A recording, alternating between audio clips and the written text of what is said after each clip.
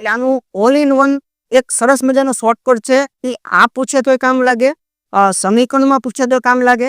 એટલે પહેલા આને સોલ્વ કરવાની જે મેથડ છે ને, પ્રોપર મેથડ કેવી હોવી જોઈએ એ તમામને ખબર હોવી જોઈએ. જો મેથડ નહીં ખબર હોય ને તો નહીં ગણી શકો, બરાબર. તો પહેલા આની એક પ્રોપર મેથડ જ આપણે જોવી પડે. એના માટે કેટલાક સંકેત છે અને એ સંકેત મુજબ કરો ને એટલે હંમેશા સાચા પડો. જો દાખલા તરીકે હું તમને કહું, એના કેટલાક વસ્તુઓ કે જો ભાઈ જે છે, દાખલા તરીકે ભાઈની વાત કઈ હોય, એક નાનકડો કોન્સેપ્ટ લઈ લો. ચાલો આ એ જે છે એ આ બી નો ભાઈ છે, તો ભાઈ વખતે તમે એક લીટાનો સંબંધ દર્શાવો.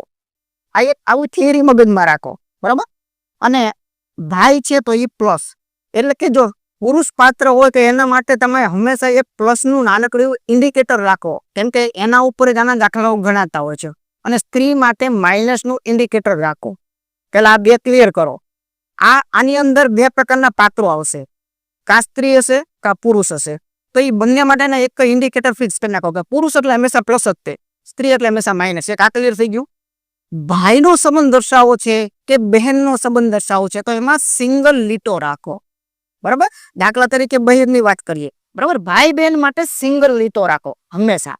દાખલા તરીકે આ પી જે છે, પી એ માનો કે ક્યુ જે છે ને એની બહેન છે, તો બહેન તો પી છે. પી જે છે એ ક્યુ ની બહેન છે. બહેન છે એટલે સ્ત્રી પાત્રની ગેરંટી. આની ગેરંટી ન હોય તે હંમેશા યાદ રાખો, મગજમાં એ પણ યાદ રાખો કે જો પી છે એ ક્યુ ના બહેન થતા હોય તો એનાથી પી ની ગેરંટી મળે છે, ક્યુ ની કોઈ ગેરંટી મળતી નથી. ક્યુ રહ્યો એ પુરુષ પાત્ર પણ હશે, સ્ત્રી પાત્ર પણ હશે. કેમ કે કોઈના બહેન થવા માટે સામેનું પાત્ર પુરુષ પણ ચાલે અને સ્ત્રી પણ ચાલે છે, બરાબર ને. એટલે જેની ગેરંટી આપે એની ગેરંટી નોન ગેરંટેડ વસ્તુ છે એની ઉપર કંઈ પણ તમારે દર્શાવવું નહીં. તો એક ભાઈ માટે અને બેન માટે સિંગલ લીટા અને સ્ત્રી પુરુષ માટે પ્લસ માઇનસ હંમેશા યાદ રાખો. એક આપવું આવો એક ગાઢ સંબંધ છે જેનું નામ છે પતિ પત્ની, બરોબર છે. પતિ પત્નીનો જે ગાઢ સંબંધ છે, કોઈ જેવા નામ એવા ગુણ છે. તો પતિ પત્નીના ગાઢ સંબંધ માટે દાખલા તરીકે પી જે છે એ માનો કે ક્યુ નો પતિ થતો હોય તો ડબલ લીટા રાખો, એકદમ મજબૂતાઈથી જોડાણ, બરોબર ને. ઓકે, તો ડબલ લીટાનું જોડાણ જે છે એ પતિ પત્ની માટે હંમેશા દર્શાવો. આ મગજમાં ફિટ કરી દો. કોઈ પણ દાખલો હોય આનાથી સોલ્વ થઈ જાય છે, ગેરંટી. ઓકે, જો પી જે છે એ ક્યુ નો પતિ છે, તો પતિ હોય ને તો આ પ્લસ હોવું જોઈએ. સામે ના લે કરી શકો, ગેરંટેડ માઇનસ કરી શકો છો. ગેરંટેડ માઇનસ કેમ કે પતિ પત્ની બોલ્યા છે એટલા માટે. હેડી, ચાલો. તો પતિ પત્ની માટે આ થઈ ગયું. બીજું હવે આવે છે પુત્ર અથવા તો પિતાનો સંબંધ. આની અંદર પિતા અને પુત્રના સંબંધ અથવા તો દીકરી અને માતાના સંબંધ આવું એક જ દર્શાવવાનું આવશે કે એને એક પેઢી કહેવાય. શું કહેવાય? એક પેઢી, બરાબર. દાખલા તરીકે આ એક પેઢીનું જ સમજવાનું, બીજી બધી પેઢીઓ જાતે બનતી જશે, બરાબર. આટલું જ કોન્સેપ્ટ મગજની અંદર રાખવાનો છે. બહુ લાંબો આમાં ડીપમાં જવાની જરૂરિયાત પણ નથી. આટલું હશે એટલે બધું સોલ્વ થશે. કોઈ પણ દુનિયાનો દાખલો આનાથી સોલ્વ થશે. એક પિતા પુત્રની વાત હંમેશા આવે કે દીકરીની અને પિતાની વાત આવે, એક પેઢીની વાત, બરાબર. તો જો આની અંદર એવું કહી શકાય કે જો એમ જે છે ને એમ, આ એમ જે છે એ માનો કે એન ના પિતા કરતું હોય ને તો એને હંમેશા જો પેઢીને ઊભી લખો, પેઢી હંમેશા ઊભી લખો. એમાં મોટા છે એ પિતા અને એનો પુત્ર છે એ નીચે હંમેશા રાખો, પુત્રી છે તો હંમેશા નીચે રાખો, બરાબર. જો એમ જે છે એન ના પિતા થતા હોય તો આમ કરી શકાય. એન જે છે એ એન ના માતા થતા હોય તો આપણે માતા તરીકે દર્શાવી શકાય છે. રેડી? પછી દાખલા તરીકે ઓ જે છે ઓ, આ ઓ એ એસ ની પુત્રી છે, તો આ એસ ની પુત્રી છે તો પુત્રીની ગેરંટી લેવાય, એસ ની ગેરંટી ન લેવાય. એસ માતા પણ હશે, એસ પિતા પણ હશે. રેડી? તો આ એક પેઢી દર્શાવતા છે, કોણ પેઢીને હંમેશા ઊભી દર્શાવો. તો આ એનો મેઇન લોજિક છે આ ટોપિકને ક્લિયર કરવા માટેનો. તો આટલું એક જે છે ને એ ભાઈ મગજની અંદર તમારે ખાસ તમારે રાખતી રહેવાનું છે. આ થોડું બેઝિક જે છે એ હવે કેમ હતું. ઓકે, ચાલો આગળ વધીએ. ટી એ એમ ની બહેન છે. અમે જે ને કોન્સેપ્ટ આપ્યો એનામાં ફિટ થયો. આ ટી જે છે, આ ટી જે છે એ એમ જે છે એની બહેન છે એટલે ટી ની ગેરંટી, ટી ની ગેરંટી પોતે બેન છે કોની? એમ ની. ભાઈ બેન હંમેશા સિંગલ લાઈનમાં દર્શાવો, એક લીટીમાં ભાઈ બેન દર્શાવો. ઓકે, પેઢી આવે એટલે ઉપર નીચે આ રીતે જઈશું. ચાલો, એમ એ જી ની માતા છે. આ એમ જે છે ને માતા છે, માતા કોની? જી ની. તો જી નીચે રાખવાનું, બરોબર ને. એમ કે અહીંના માતા કે પિતા હોય તો એના સંતાન જે છે એ નીચેના ભાગમાં હંમેશા રાખવાના. અહીંની દર્શાવવાની સ્ટાઇલ મગજમાં ફીડ કરો. આ માતા છે એટલે ગેરંટીના કારણે મેં માઇનસ કરી દીધું. જો એમ જે છે આ એમ જે છે એ આ જીના માતા છે, તો આ કદાચ છોકરો હશે અને છોકરી હશે એવું કહેવાય ને, તો એની ઉપર કાંઈ લખી શકાય એમ નહીં. જો લખી નાખ્યું તો ભૂલ થવાની શક્યતા. અત્યારે ન લખી શકાય, આગળ જતા કે ખુલાસા થાય તો વાત અલગ છે. ચાલો, HAL નો ભાઈ છે, આમાં ક્યાંય H પણ નથી, આમાં ક્યાંય L પણ નથી, તો ક્યાંય લીટો દોરીને જોઈન્ટ ભરાય જ નહીં કાયદેસર. બરોબર, આટલું જ સનાતન છે કે H જે છે વાંચો HA, આ HA આ L નો ભાઈ છે, આટલું સનાતન વાક્ય છે. પણ એ અહીંયા ક્યાંય નથી, પણ આ સનાતન છે આટલું. બરોબર, તો જે છૂટા સવાયા હોય, ચાલુ જે સંબંધ છે એની સાથે કોઈ કનેક્શન ન ધરાવતા હોય તો એને રફની અંદર જરાક ટેકાવવા પડે. ઓકે, આગળ વધો. L જે છે એ G નો પિતા છે. આ L જે છે એ આ G જે છે એના પિતા થવા માટે જઈ રહ્યા છે. બરોબર ને, એટલે આમ પણ તમે દર્શાવી શકો અથવા બીજી વાર આમ પણ દર્શાવી શકો. આના પિતા આ L જે છે એ આ G ના પિતા. તો અગાઉ એક વાત આવી હતી કે આ જે સ્ત્રી પાત્ર છે ને એનું આ સંતાન છે. આ સ્ત્રી પાત્રનું જે સંતાન છે, આ પુરુષ પાત્રનું જે સંતાન છે. તો વાસ્તવમાં આ શું હશે? પતિ પત્ની હશે જ નહીં હોય. એ કીધું નથી પણ લીક ઓટોમેટિક જોડાઈ ગઈ. કારણ કે એક વાર એવું બોલ્યા કે એમ જે છે ને G ના માતા છે, બીજી વાર એનું કોઈ એવું બોલ્યા કે આ L જે છે ને G ના પિતા છે. તો હવે આ પતિ પત્ની કેમ વાંધો નથી. હવે આ જોડકું જે છે એને લઈ લો, આ L ની બાજુમાં H જે હતો એ પાછો એને આપી ગયો, L પ્લસ કરી ગયો. તો આવી રીતે જે છે એ હવે આ જોડકું જોઈન્ટ થઈ ગયું, અહીંયા પહોંચી ગયા છીએ. ઓકે, સરસ મજાનો કોન્સેપ્ટ. ઘણી બધી વાતો આની અંદર કવર થઈ ગઈ છે. ચાલો, L ને T સાથે કેવી રીતે સંબંધ છે? L જે છે આ L જે છે એને T સાથે કેવી રીતે સંબંધમાં છે, તમે તમારી રીતે નક્કી કરો કે આ બંને શું હતા. પેલા વિચારો, તમને ખબર જ છે આ બંને શું છે? બહેનો. તો અહીંયા ક્લિયર વસ્તુ સમજાય છે અમે કે આપણા બહેન જે છે એમના પતિ પણ કહી શકાય. બરોબર, એટલે એની માટે બહેનનો પતિ બેદની જવાબ છે. ઓકે, કે કે એ ડી નો ભાઈ છે. જો આ કે જે છે એ આ ડી જે છે એનો ભાઈ છે. આવું સાંકેતિક, ઓલું ગુજરાતી હતી. ક્લિયર વસ્તુ? જે ભાઈ છે એની ગેરંટી લેવાની, સામેની એની ગેરંટી આપણે લેવાની નથી. ભાઈ બહેનના સંબંધમાં સિંગલ લીટો રાખવાનો. આગળ વધીએ. ડી એ એમ નો પિતા છે. ડી જે છે આ ડી એ આ એમ નો પિતા છે. આ એમ છે એના પિતા. પિતા એટલે પ્લસ જ હોય, બરોબર ને?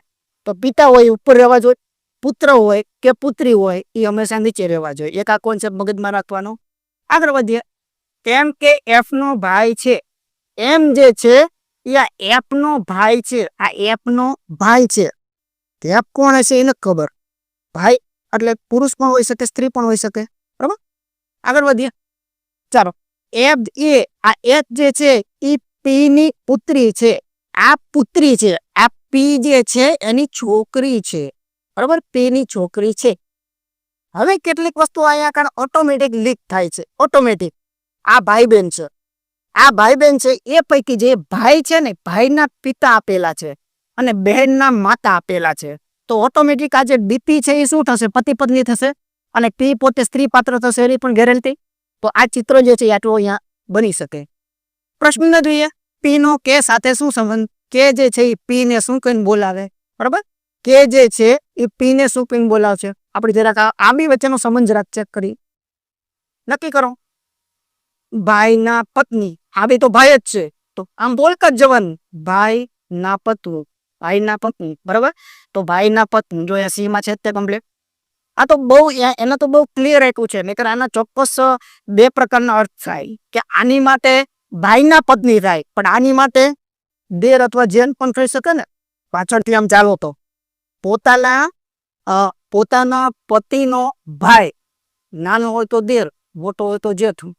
બરાબર, ઊંધા હવડા પણ થઈ શકે, પણ આમાં એને કન્ફ્યુઝન જ નથી. આમાં દેશી ભાષામાં સીધો એવો જવાબ મૂકી દીધો જે આમાં લાગુ આમ કહો કે આમ કરો પકડી જાય, એક જ જવાબ મૂક્યો હોય. બરાબર, તો સિમ્પલ હતું કે ભાઈ ના પત્ની યોગ્ય જવાબ છે.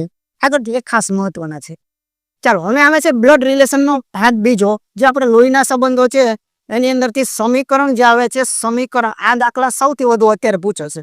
હા, લોહીના સંબંધમાં આ એટલા માટે પૂછે છે કે આમાં મૂળભૂત કોન્સેપ્ટ તો છે, પ્લસ થોડુંક જે દિમાગ છે એને પણ દોડાવવું પડે છે. બરાબર, જેમ સંકેત ઉકેલમાં કેમ ભેગું સ્વભાવ હોય છે, પણ સંકેતને તમારે મૂકવા પડે, સંકેતને એક્સચેન્જ કરવા પડે. એક દાખલો શીખી લો, આના પછી 5-6 દાખલા પાછા આવવાના છું. આવા પ્રકારના.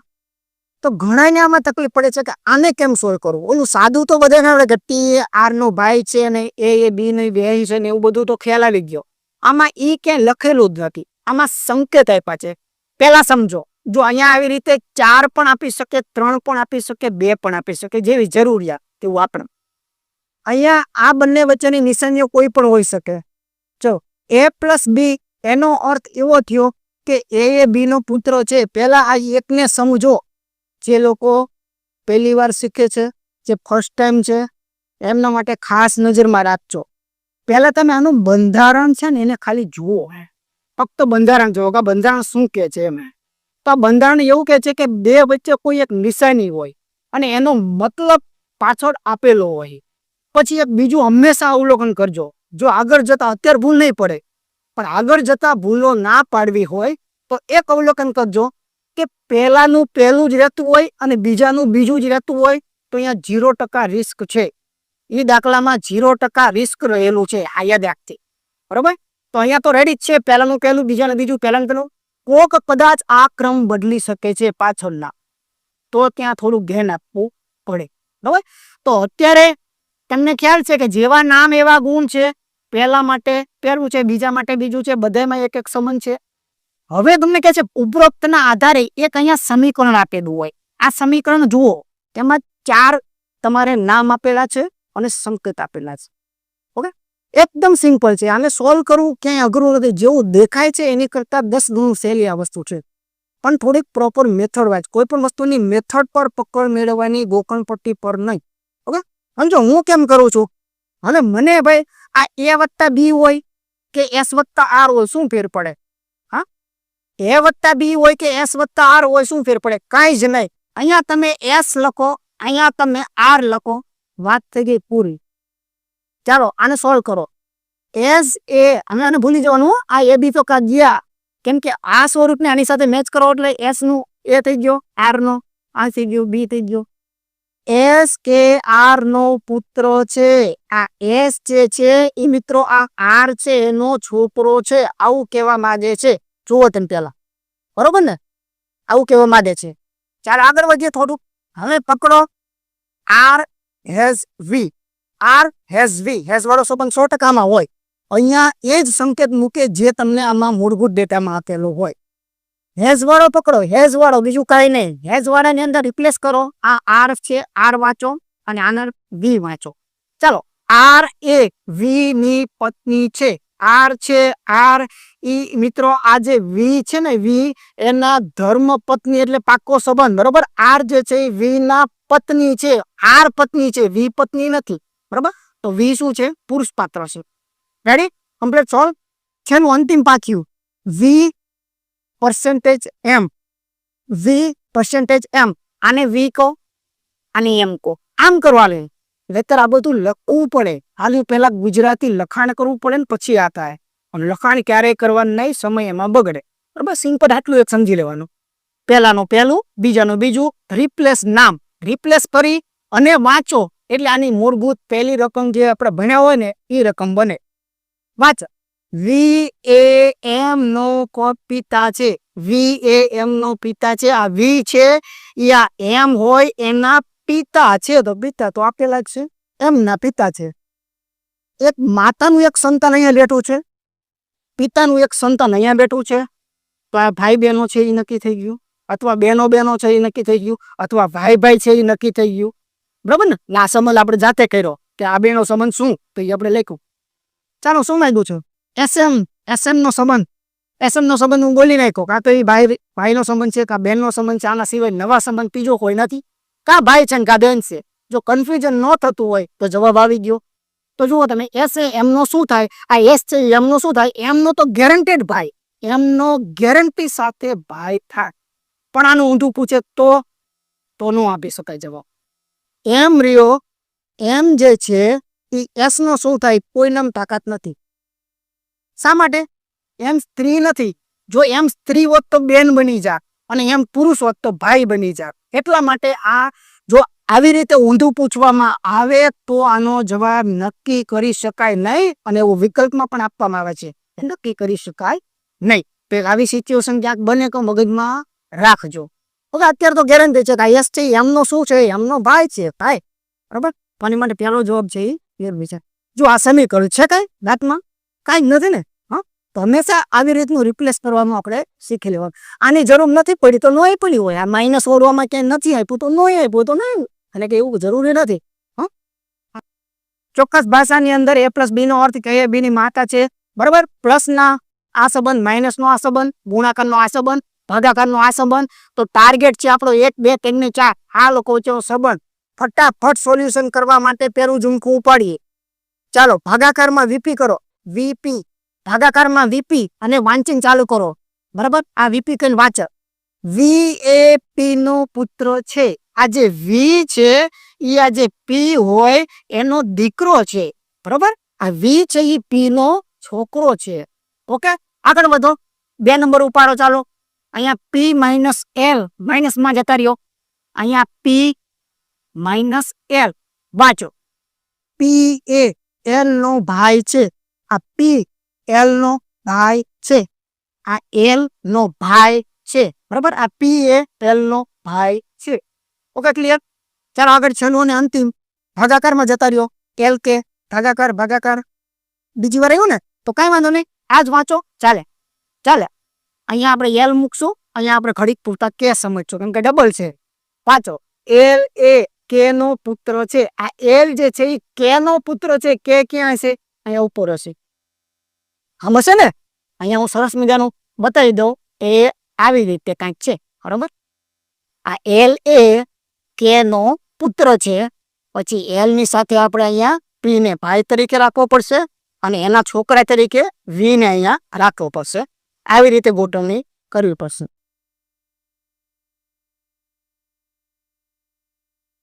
ચાલો, તો આપણી પાસે વી નો કે સાથે શું સંબંધ છે? વીકે. આ બેને પકડવાના છે. વીકે વીકે વીકે એટલે પેલા બોલતા શીખો. અહીંયા એક ભૂલ છે, એ રકમમાં ઉપરથી અહીંયા એક ભૂલ આવેલી છે. ઓકે, હવે આપણે બધું વિચારીએ તો જો આ જે વી છે, વી, આ વી એ ખરેખર આ પી ની દીકરી હતી. શું હતું? દીકરી. બરોબર ને? તો હવે એ પ્રમાણે જવું પડે ને. બાકી આ સાચું હતું, જેવી રકમ હતી એના મુજબ સાચું હતું, તો મારા ઓપ્શન સુધારવા પડે. પણ આપણે જે છે એ વાસ્તવિકતા જોઈએ. હવે જરાક વિચારો કે આ પાત્ર છે એના દીકરાની દીકરી. બરોબર ને? દીકરાની દીકરી. આ પાત્ર નામ જાણે ગમે તે હોય, પણ દીકરાની દીકરી આ રીતે થાય. એટલે આનો યોગ્ય જવાબ કયું છે? દીકરાની દીકરી આપણે કરી શકીએ છીએ. તો આવી રીતે થોડીક ભૂલ હતી, એના કારણે આપણે સુધારો કરવો પડે. હવે આ જે છે ને ભાઈ, એ હું તમને આપું કેમ કે મેં લગભગ 3 ગીરા છે અને સેમ પેટર્ન ચાલે છે. મને આ સોલ્વ કરીને બતાવો. ચાલ, આ મને સોલ્વ કરીને બતાવો. સેમ કોપી મારવાની છે, કાંઈ જ કરવાનું નથી. પેલા સંબંધથી ઉપાડી અને આમાંની સંબંધ બોલી રહ્યા ચિત્ર બનાવીને આપવાનો. એસ પર્સન્ટેજ આર એટલે પર્સન્ટેજ વાળામાં જોઈએ અને અહીંયા એસ અને આર લખી નાખવાના. લખીને પછી વાંચીને ચિત્ર બનાવો. બરાબર. પછી આરબી નું માઇનસ વાળું ચિત્ર બનાવો અને બીએમ નું પ્લસ વાળું બનાવો. એટલે દાખલો પૂરું. હું આ ગણતો નથી. હા, જેને કન્ફ્યુઝન રહ્યું છે, જેને બાકી રહ્યું છે, એની પાસે ભૂતકાળનો ડેટા સોર્સ 3-4 છે. જરાક શાંતિથી ઘરે બેઠા વિચારજો, મારા શબ્દો યાદ કરજો. છેલ્લો ચાન્સ હું આપી દઉં છું ફટાફટ. ચાલો, હેઝ વાળું પકડી લ્યો. હેઝ વાળું માં એસઆર કરી દો. આ એસ, આ આર. વાંચો. એસ કે આર ની પત્ની છે. આ જે એસ છે એ આ આર જે છે એની પત્ની છે, એટલે એસ પત્ની છે. બોલો હવે ઓટોમેટિક શું થશે? ઓકે થશે ને ઓટોમેટિક. ઓકે, આગળ વધીએ. ચાલો, હવે આપણે સ્ટાર વાળું લઈએ. આર સ્ટાર વી. સ્ટાર વાળું આ. તો અહીંયા લખી નાખો તમે આર, અહીંયા લખી નાખો વી. વાંચો. આર એ વી નો પિતા છે. આર વી નો પિતા. વી નો પિતા એટલે વી નીચે જ હોય. આર જે છે ને વી નો પિતા છે. વી કોણ છે? ઈ નો કહી શકાય. એ સ્ત્રી પણ હોઈ શકે, પુરુષ પણ હોઈ શકે. એ કહી શકાતું નથી, કહેતા પણ નહીં અત્યારે. ઓકે, ચાલો, વીએમ માઇનસ માઇનસ આ વી, આ એમ. વાંચો. વી એ એમ નો ભાઈ છે. વી આ જે વી છે ને, આ એમ જે છે ને એનો ભાઈ છે. એમ કોણ છે? એ ન કહી શકાય, બરોબર ને? જેમ કે જેનું ગેરંટી આપે એની ગેરંટી લેવાની, નથી આપતા એની ગેરંટી લઈશો તો આ ટોપિક મૂંઝવશે. આમાં સ્પષ્ટ લખેલું છે કે વી એ એમ નો ભાઈ છે, એટલે વી રહ્યો ને એ ભાઈ છે, એમ નહીં. એમ બેન પણ હોઈ શકે, એમ ભાઈ પણ હોઈ શકે. વી ની ગેરંટી છે તો ગેરંટી વી ની બતાવવાની, નહીં બતાવવાની. ત્યારે જવાબ એસએમ નો સંબંધ, એસએમ નો સંબંધ, એસએમ નો સંબંધ. આનો દીકરો કોતો ચાલે ને આનો દીકરો કોતો ચાલે. મૂળ વાત એમ છે કે આ મમ્મી છે પણ આ એમના સંતાન છે, બરોબર? એટલે તમે આની અંદરથી યોગ્ય હા જોઈ લેજો. એસ નો એટલે કે આ એસ, એમ સાથે એસ નો શું સંબંધ છે? માતા તરીકેનો જ છે ને એસ નો, બરોબર ને? એસ નો એક માતા તરીકેની ભૂમિકા છે. કોની સાથે? એમ સાથે. એટલે અહીંયા તમારો યોગ્ય માતા આવશે. ઘણા પુત્રી જો ટીક કરી નાખે તો એ ઊંધું ચાલવું પડે, તો આમ પૂછવું પડે. એમ નો એસ. હા, આવા પોઈન્ટ પાછા આમાં શીખવા જેવા નજરમાં રાખતા રહેવા પડે. ઓકે, શીખવાનો મેઇન મતલબ એ છે કે એના નાના પોઈન્ટ પણ નજરમાં રાખજો. અત્યારે નહીં તો કાલ સવારે આ વસ્તુ બનશે કે માતા ગૌ કે પુત્રી ગૌ, મોટા મોટો ડકો થશે. નહીં થાય એવું નહીં. તો સૌથી પહેલા દાખલો જોઈએ. જો એ નો અર્થ જે છે એ પ્લસ થતો હોય, બી નો અર્થ માઇનસ થતો હોય, સી નો અર્થ ગુણાકાર થતો હોય અને ડી નો અર્થ ભાગાકાર થતો હોય, તો નીચેના સમીકરણની અંદર પ્રશ્નાર્થની જગ્યાએ શું આવે? આ કોન્સેપ્ટ બધામાં પૂછેલો છે, બરોબર? એટલે આ ઓરિજિનલ શું છે? બોર્ડ માસ છે, બરોબર ને? પણ કેટલો ફરક છે કે આ રકમ રહીને આ મૂળ રકમ છે. આ જે છે એ મૂળ રકમ છે. સૌથી પહેલા એને જે કીધું નહીં કરો કે જે એ છે ને ખરેખર કે એના બદલે તમારે પ્લસ સમજવાનો છે, બરોબર? એકદમ નાનું કામ હોય છે. ડી ના બદલે તમારે શું? માઇનસ સમજવાનો છે. સી ના બદલે શું કીધું છે? એને ગુણાકાર સમજવાનો છે. તો પહેલું કાર્ય આ કરવાનું કે જે એના સંકેતો આપ્યા છે એને દૂર કરી નાખો. અને ડી જ્યાં તમને દેખાતો અહીંયા તમારે ભાગાકાર સમજવાનો છે. એટલે હવે એની સાચી અને નવી રકમ જો આપણે લખવા જઈએ તો 25 ગુણ્યા 2, પછી આવશે ભાગાકાર, પછી આવશે 5, પછી માઇનસ, પછી 1 અને પ્લસ અને 5. મૂળ વાત આટલી છે, બરોબર? હવે આનું સાદુરૂપ આપવાનું છે. આ ધાબુ સભાનો નાનકડો એવો ઝીણકો એવો દાખલો પણ ફેરવીને હવે આવી રીતે પૂછે છે. ઓકે, સંકેતમાં કે જો એને એબીસીડી રાખ્યા છે, કાલ સવારે સંકેત રાખશે, કોઈ પણ વસ્તુ મૂકે એને રિપ્લેસ કરવાની, ખાલી બદલવાની. ભાગુ સભાના કેટલા કોન્સેપ્ટ છે એ ખાસ મેજરમાં રાખવાના. ઓકે, પેલો એક આ તમને કહી દઉં, નાની નાની બાબતો ક્યાંક ક્યાંક હું તમને શીખવતો જઈશ, બરોબર? ક્યાંક ક્યાંક હું તમને શીખવતો જઈશ. ચાલો, એક સૌથી વધુ છોકરાઓ ભૂલ કરે છે એ આ કોન્સેપ્ટ પર ભાગુ સભાની અંદર. કેમ કે એને મગજમાં ગોખાઈ ગયું છે. ભાગાકાર જ પેલો થાય, ગુણાકાર પછી થાય, સરવાળો પછી અને છેલ્લે બાદબાકી થાય, બરાબર? એટલે આમાં ક્યાંય ભાગાકાર ગુણાકાર તો છે નહીં. અને હવે વારો કોનો આવ્યો? સરવાળોનો આવ્યો. એટલે લગભગ જે લોકો ભૂલ કરે છે ને એ આ કરે છે, આ ભૂલ કરે છે કે 3 + 4 કરો. જો સમજવા જેવો મુદ્દો છે. ઘણા ભૂલ કરે છે. આ 3 + 4 કરી અને અહીંયા કણે સીધું 4 ને 3 7 કરી નાખે છે. આ જે છે ને એ મહાભૂલ છે. તો પેલા ભાગુ સભા શું કે છે ને સમજો. તમે ભાગુ સભાને એવું લીધું કે પેલું જે છે ને જ્યાં ભાગાકાર લખ્યો ને પેલું ઉકેલવાનું, પછી ગુણાકાર લખેલું બીજું ઉકેલવાનું, સરવાળો લખેલો ત્રીજું ઉકેલવાનું અને ઓછા લખેલું એ ચોથું ઉકેલવાનું. તમે ફક્ત નિશાનીને ફોકસ કર્યો. વાસ્તવમાં ભાગુ સભા નિશાની પર ફોકસ કરતો નથી. ભાગુ સભા જે છે એ ક્રિયા ઉપર ફોકસ કરે છે. ક્રિયા, સરવાળાની ક્રિયા, બાદબાકીની ક્રિયા, ગુણાકારની ક્રિયા, બરોબર? તો ક્રિયા પર ફોકસ કરે છે. અત્યારે મેં શું કર્યું? નિશાની ઉપર ફોકસ કર્યું એટલે મારો દાખલો ખોટો પડ્યો. હવે મેં તમને એ આપણે વાતે અટકાતા કે ઘણા ભૂલ આ કરે છે કે ભાઈ અહીંયા 5 - 3 + 4, તો આ જે કરે છે એ વસ્તુ ખોટી છે, બરોબર ને? જો કાયદેસર રીતે પહેલા ભાગાકારની ક્રિયા થાય, પછી ગુણાકારની ક્રિયા થાય, પછી સરવાળાની ક્રિયા. તો હકીકતમાં આ ક્રિયા સરવાળાની નથી. તમે આને છૂટું પાડી અને બાજુમાં તમે જુઓ તો તમે નાનપણમાં ભણેલા છો કે એક પદ ઓછા હોય એક પદ વધતા હોય એટલે અહીંયા સરવાળો ન કહેવાય, એ તો બાદબાકી કહેવાય. આને કાયદેસર તો બાદબાકી કહેવાય. જુઓ તમે, કોઈ પણ સંખ્યા રહે એની નિશાનીથી ઓળખાતી હોય છે. એટલે આ જે છે એ વાસ્તવમાં તગડો નથી. -3 છે અને આ 4 નથી, +4 છે. તો ક્રિયા કઈ કહેવાય? ક્રિયા બાદબાકી કહેવાય. તો બાદબાકી કહેવાય તો આ ક્રિયા કોઈ દી થાય પેલા? આ ન થાય, બરોબર ને? સરવાળા માટે જો આ પ્લસ છે, દેખાતું નથી પણ આ પ્લસ છે, એટલે કાયદેસર આની સાથે ચોગડાની ક્રિયા થાય. આ હાચા. એટલે 5 ને 4 9 આ સાચા. 9 માંથી 3 કાઢો અને જે તમારો જવાબ આવે એ તમે 100% સાચા, એમાં ના નથી. એટલે એક વસ્તુ ક્લિયર થઈ ગઈ અહીંયા, બરોબર. તો ક્યારેય પણ આવી ભૂલો જે છે એ આપણે ખાસ નહીં કરીએ. ચાલો આપણે આનો જવાબ જરાક ચેક કરીએ. તો સૌથી પહેલા ભાગાકારને ઉકેલીએ, બરોબર. તો તમને ખ્યાલ છે કે 2 ને 5 વડે ન ભાગી શકાય. તો ઘણા એમ કે તો હવે આનું તો કઈ થતું નથી. પણ યાદ રાખજો, ગુણાકાર જે છે એ અને ભાગાકાર આ બંનેમાંથી કોઈ પણ તમે પહેલા લઈ શકો છો. આ એનો નિયમ છે, બરાબર. ગુણાકાર ભાગાકારમાંથી કોઈ પણ પહેલા લેવાય, એમાં કઈ વાંધો નથી. દાખલાના જવાબમાં ક્યાંય ફેર નહીં પડે. એટલે આ વાસ્તવમાં શું છે, 50/5 છે. અથવા આ જ ફોર્મેશનને તમે આમ લખો તો કોઈ ના ન પડી શકે. 2 એટલે 25 × 2/5 આમ લખી શકાય. વાત તો એક જ થઈ ને. ઓલું 50 ને 5 વડે ભાગો કે આમ છૂટું ભાગી નાખો. એટલે આ હકીકતની અંદર શું છે, આ 10 જ હતા, બરોબર. એટલે આ રીતે 55 25 ને 5 × 10 એટલે અહીંથી કેટલા આવે છે, આ 10 થઈ ગયા. આખા 10 થઈ ગયા. અને માઇનસ તો ફરી પાછું યાદ કરજો, માત્ર 6 ન કરાય, બરોબર. આખું વધેલું છે. આ એકાદ વખત શીખી લો, પછી આનો દાખલા 3 4 આવશે. દર વખતે હું નહીં વાત કરું આ રીતે. એટલે અહીંયા તમારે શું કરવાનું, જો 5 ને 6 કર્યા તો તમે ગયા. શા માટે ન કરાય, તો કે એકડો માઇનસ છે અને આ રહ્યો એ પ્લસ છે. તો હકીકતમાં સરવાળાની ક્રિયા છે જ નહીં, અહીંયા બાદબાકીની ક્રિયા છે, બરોબર.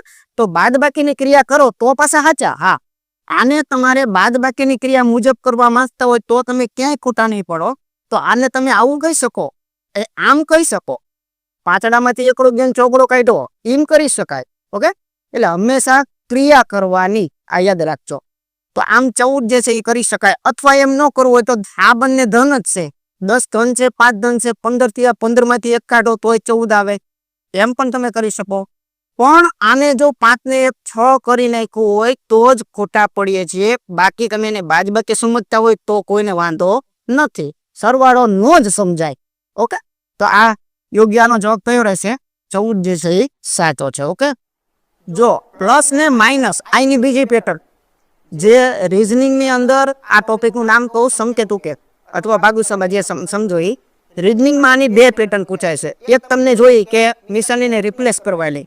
આની બીજી પ્રકારની પેટર્ન વત્તા ને ઓછા એ એકબીજાને તમારે શું કરવાનું છે, અદલા બદલી કરવાની છે. વત્તા ઓછા એકબીજાને અદલા બદલી કરવાની.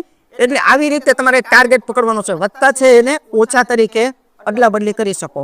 ગુણાકાર જે તમને દેખાતો હોય તો ત્યાં તમારે ભાગાકાર તરીકે અદલા બદલી કરવાની, એક્સચેન્જ કરવાની વાત કરી. ઓકે. તો તમે જુઓ, આ જે મૂળ રકમ છે એની અંદર તમે 16 ના 16 રાખો. ગુણાકાર હોય તો એનું ભાગાકાર થાય, અદલા બદલું. આ બંને ટાર્ગેટ અહીંયા મેં આપી દીધેલા છે, જોઈ લીધો, બરોબર. એક્સચેન્જ કરવાના છે. પછી 3 ના 8 ના 8 લખી નાખો. પછી આગળ વધીએ. ભાગાકાર છે તો એનું ગુણાકાર જે છે એ કરી શકાય છે. ઓછા છે તો અહીંયા જુઓ તમે, પ્લસ ને માઇનસ કરાય, માઇનસ ને પ્લસ કરાય. આ બધી એક્સચેન્જ ગમે ત્યારે કરી શકો. આ સેટ ને એક્સચેન્જ ગમે ત્યારે કરી શકો, કેમ કે સૂચના આપેલી છે માટે. આગળ વધીએ. ચાલો 3 ના 3 અમે ઓછા છે તો અહીંયા પ્લસ કરી અને આગળ વધી શકો, 6 કરી શકો. વત્તા છે તો અહીંયા ઓછા જે છે તમે 7. ચાલ, તો હવે આપણે ભાગુસભા ઓરિજિનલ કે ભાગુસભા આપણને દેખાય છે.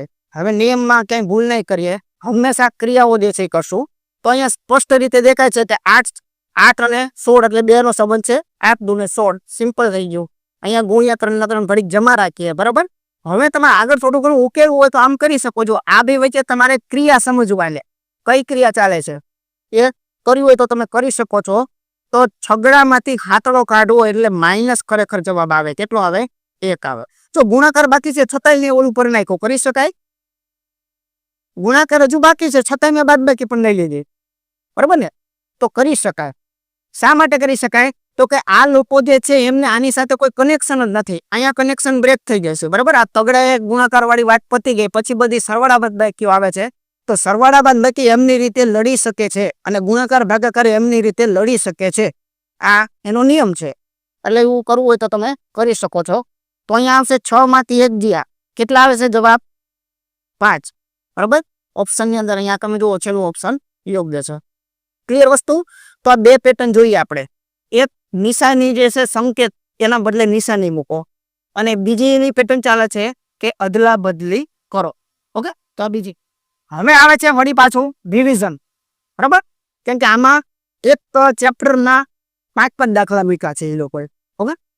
તો ચાલો એનો અર્થ પ્લસ છે, એ જે છે એનો પ્લસ કરી શકાય, બી જે છે આપણે અહીંયા દર્શાવતા દઈએ, એ હોય અહીંયા પ્લસ કરી નાખો, બી હોય તો અહીંયા માઇનસ કરી દો, સી હોય તો ત્યાં ગુણાકાર કરી દો, અને ડી હોય તો ત્યાં ભાગાકાર કરી દો. ઓકે, એટલે મૂળ વાત શું બનશે આ, તો કે એક નાનકડો ભાગુ સદા 40 ભાગ્યા 8 પ્લસ 10 ગુણ્યા 1 અને માઇનસ 7. જો આ ભાગુ સદા, ઓરિજિનલ ભાગુ સદા અહીંથી ગણવાનું સ્ટાર્ટ થશે. ઓકે, સૌથી પહેલા ભાગાકાર ઉકેલે તો 8 × 40, અહીંયા માત્ર 5 વધે, પ્લસ ના પ્લસ રાખો એમ નામ, બરાબર. આ ગુણાકાર છે, 10 ગુણ્યા 1 તો એ 10 જ થશે, માઇનસ 7 ના 7 રાખો. હવે તમે કાંઈ પણ કરી શકો છો, 10 માંથી 7 કાઢવા હોય તો કોઈ વાંધો નથી, આઈ ધન છે, આઈ ધન છે, 15 માંથી 7 કાઢવો હોય તો એ વાંધો નથી, 10 માં 7 કાઢો એટલે 3 વધ્યા, 5 ને 3, 5 અને 3 કેટલા થશે? 8. આના માટે યોગ્ય જવાબ સી ઓપ્શન સાચો છે. ચાલો ભાઈ, પ્લસ ને માઇનસ માં એક્સચેન્જ કરી શકાય, માઇનસ ને પ્લસ માં અદલ બદલ કરી શકાય, પરસ્પર અદલા બદલી કરવા વાળો દાખલો. ગુણાકાર હોય તો એનો ભાગાકાર કરી શકાય, ભાગાકાર હોય તો એનો ગુણાકાર કરી શકાય. રેડી? તો ચાલો ફટાફટ નવી રકમ બનાવીએ. નવી રકમ ફરજિયાત બનાવવાની છે, બરોબર. ચાલો, ભાગાકાર તો ગુણાકાર કરો, સરવાળો તો ઓછા કરો, ગુણાકાર તો ભાગાકાર કરો, ઓછા તો વત્તા કરો. આ નવી રકમ બની ગઈ. આ રકમ જૂની હતી કે જે મૂળ કહેવાય, આ તમે સુધારા લાગુ પાડેલી રકમ. ઓકે, શું આવ્યું? ભાગુ સભા. આની અંદર તમે ઉકેલી શકો છો, સાથે આ ઉકેલવું હોય તો ઉકેલી શકાય, સાથે સાથે જ ઉકેલી શકાય, બરાબર. ગુણાકાર ભાગાકાર સાથે ચાલવો કઈ વાંધો નથી. તો આ ખરેખર 20 છે, માઇનસ આ 2 છે, 4 ભાગ્યા 2 એટલે 2 દૂને 4, બરાબર, અને પ્લસ 2. હેડી વળી પાછું આવ્યું કે જો આના 4 કર્યા તો ગયા, જો આના 4 કર્યા, કેમ કે મસ્ત વચ્ચે વત્તા છે, બરાબર. એમ નથી થતું, ક્યારેય નથી થતું. આ ખરેખર ઓછા 2 છે, આ વત્તા 2 છે, આ બે સીધા આમ જાય, બગડામાંથી બગડો ગયો, શૂન્ય થઈ જાય, પણ 4 ન થાય. તો આનો જવાબ કયો યોગ્ય છે? 20. ઓપ્શન સલું ખરેખર સાચો. એક્સચેન્જ, પ્લસ નું માઇનસ અને ગુણાકાર નું ભાગાકાર, બરોબર. અને અહીંયા થશે ગુણ્યા 2, અહીંયા પ્લસ 4, બરોબર, અહીંયા પ્લસ 4, માઇનસ 2 ભાગ્યા 4 કરો 16. મોઢે થઈ જશે. આ કેટલા આવ્યા? -3. આ કેટલા આવ્યા? 20. અને વચમાં ચોગડો. 4 માંથી 1 કાઢી નાખો, 21. કેટલા આવે છે? 21 છે ને અહીંયા પાછા. હા, 21 જવાબ સાચો છે. ચાલો એક્સચેન્જ કરીએ. એનો ભાગાકાર કહેવાય. આ જે એ દેખાય છે અહીંયા તમે ભાગાકાર કરી શકો, બી દેખાતો અહીંયા ગુણાકાર આપી દો, પછી આગળ વાંચો તો સી માં તમે પ્લસ કરી શકો છો, અને ડી માં તમે માઇનસ કરી શકો છો. નવી રકમ બનાવો તો 1 ગુણ્યા 5 ઓછા 10 ભાગ્યા 2 વત્તા 5. આ નવી રકમ થઈ ગઈ આપણી. ઓકે, સિમ્પલ ભાગુ સભા. સૌથી પહેલા 5, આના કેટલા થાય? 5. 10 ભાગ્યા 2 એટલે 5, માઇનસ જે હતું એમ નામ રહ્યું છે. ઓકે, આ ગુણાકાર છે તો આ પણ કેટલા થાય? 5. પાછળ વધતા છે તો આ પણ કેટલા થાય? 5. હવે જેમ ચાલુ હોય એમ પ્લસ પ્લસ ને ભેગા કરીને 10 કરીને 5 કાઢવો હોય તો એ વાંધો નથી, વત્તામાંથી ઓછા ડિલેટ મારીને 5 કાઢવો હોય તો એ વાંધો નથી, પાછળના 2 ને ઉડાડીને આગળના 5 રાખવો હોય તો એ વાંધો નથી. મૂળ વાક્ય છે, આનો જવાબ શું આવે? 5. બરોબર, તમે કોઈ પણ રીતે લાવી શકો. આ 2 ગયા અને 5 ના 5, અને યોગ્ય જવાબ ઓપ્શન ડી છે. આગળ જોઈએ, પ્લસ ને માઇનસ સાથે એક્સચેન્જ કરો અને ગુણાકાર ને ભાગાકાર સાથે એક્સચેન્જ કરો. જવાબ સમય આપો, બરોબર, કેમ કે ત્રીજી વાર આવે છે. ચાલો, એક્સચેન્જ નો ભૂલ નહીં કરવાની. પ્લસ માઇનસ ની જોડી એક્સચેન્જ થાય, ભાગાકાર ગુણાકાર ની જોડી એક્સચેન્જ થાય. બસ આટલું એક મગજમાં ખાલી લઈ અને અહીંયા ચાલુ જવાબ આવી જવો જોઈએ. આ જેને બાકી છે ને એની મહેરબાની કરીને જવા ન દેતા, લખી નાખજો અને ગણ્યા વગર જાતાય નહીં. ઓકે, કેમ કે આવા દાખલામાંથી તો પ્રેક્ટિસ શીખવાની છે આપણે. આગળ વધે. એનો અર્થ પ્લસ છે. આ જે છે પ્લસ છે. આ દાખલો પણ હું ગણાવતો નથી. આ બી માઇનસ છે, સી છે અહીંયા તમે ગુણાકાર કરી શકો છો, ડી છે અહીંયા તમે ભાગાકાર કરી શકો છો. આની નવી રકમ 18 ભાગ્યા 6 પ્લસ 8 ગુણ્યા 2 માઇનસ 5. ઓરિજિનલ ભાગુ સબા. ફટાફટ જવાબ આપો. આ વધ્યા 3, આ થયા 16, આ થયા 5. આ બેનો હિસાબ પતાવી દો એટલે વાત પતે 11, 12 ને 14. બરોબર, એટલે 14 જવાબ સાચો છે, યોગ્ય. આગળ વધો. ચાલો, આ જે કોન્સેપ્ટ છે એની અંદર તમે પાછા વધુ આવે છે, વધુ કોણ ઓછા કોણ રિવિઝન કરતા જોઈએ. આને સોલ્વ કરતી વખતે ખાસ ધ્યાન રાખવાનું, જેની ગેરંટી હોય એને જ આમાં સ્થાન દેવાનું, બાકીનાને બધાને બહાર રાખવાના. આ એક કોન્સેપ્ટ ક્યાંને સોલ્વ કરવાને. લોકો કેટલા 5 છે તો 5 ખાના પેલા કરી નાખો છું, બરોબર. આ જે છે એ 5 આપણા ખાના છે. ABCD જે છે એ 5 અલગ અલગ ગુણ મેળવનારા હતા, બરોબર છે. ફક્ત 4 વિદ્યાર્થીઓએ ઈ કરતા વધારે ગુણ મેળવ્યા. ઈ કરતા વધુ હોય એવા ફક્ત 4 છે. આ 1 2 3 4. તો ઈ ને ક્યાં મૂકવો પડે? અહીંયા મૂકવો પડે કે ન મૂકવો પડે? બરોબર ને. ઈ કરતા વધારે ગુણ હોય એવા ફક્ત માત્ર 4 છે, તો 4 ખાના ખાલી હોય. આગળ હાલો. એ બી કરતા વધુ ગુણ મેળવ્યા. આ એ ના ગુણ છે એ બી કરતા વધારે છે, બરોબર, વધુ ગુણ મેળવ્યા. પરંતુ એટલે વાક્ય ચાલુ છે મને પણ બી કરતા ઓછા, પરંતુ બી કરતા ઓછા. ફરી એકવાર જોઈ લીધો, વાત કોની ચાલે છે? એની ચાલે છે. એ કેવો છે? એ બી કરતા વધારે છે પણ ડી કરતા ઓછો છે. અહીંયા વિધાન આવું દર્શાવે છે, ડી કરતા ઓછા ગુણ મેળવ્યા. ચાલો, સી એ ડી કરતા ઓછા ગુણ મેળવ્યા નથી. સી જે છે ને એને ડી કરતા તો ઓછા નથી. ડી કરતા ઓછા ન હોય તો સી ટોપ લેવલ ઉપર હોય. સી સૌથી ટોપ લેવલ ઉપર હોય. અહીંયા 4 ખાના, અહીંયા 4, તો બેઠે બેઠા એમ ફિટ કરી નાખો. ફાઇનલ ગોઠવણી આ છે, આવી રીતે. રેડી? તો કેટલા વિદ્યાર્થીઓએ બી કરતા વધારે ગુણ મેળવ્યા? આ બી કરતા વધુ વાળા કેટલા? 1 2 3. બી કરતા વધુ એનો ટાર્ગેટ પ્રશ્ન હતો એ કેવા છે? તો અહીંયા 3 લોકો મળે છે. અહીંયા સી ઓપ્શન સાચો છે. ક્લિયર વસ્તુ?